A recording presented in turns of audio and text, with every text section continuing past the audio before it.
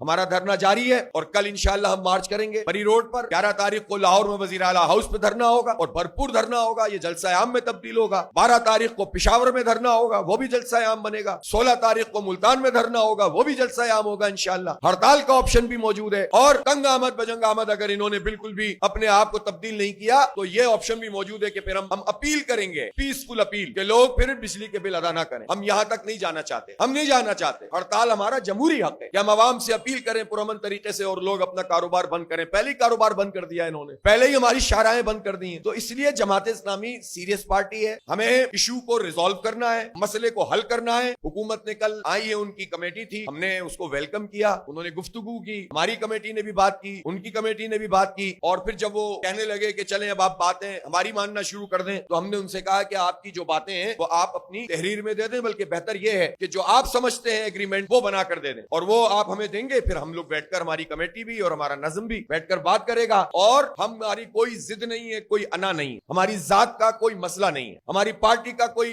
مفاد نہیں ہے. انشاءاللہ جو پاکستان کے لوگوں نے امید اس دھرنے سے وابستہ کی ہے, ہم یہ چاہتے ہیں کہ اگر یہ امیدیں پرامن سیاسی مزاحمت کرنے والے لوگوں سے اگر امیدیں ختم ہو جاتی ہیں تو انارکی پھیلتی ہے, پھر حالات کسی کے کنٹرول میں نہیں رہتے. ہم پرامن ہیں, پرامن رہنا چاہتے ہیں اور اپنا آئینی سیاسی جمہوری حق استعمال کر رہے ہیں. اس لیے اگر حکومت یہ چاہتی ہے کہ دھرنا ختم ہو تو مسئلہ حل کر دیں, اور حکومت یہ چاہتی ہے کہ اس کا کوئی پرابلم ہے تو آج وہ تحریر میں ان کا آ جائے گا, ہم اس کا جواب دے دیں گے. ہماری طرف سے نہ کوئی ضد ہے نہ انا ہے, ہماری طرف سے مسئلہ یہ ہے کہ آپ لوگوں کا ایشو ریزالو کریں اور لوگوں کو سہولت پہنچائیں.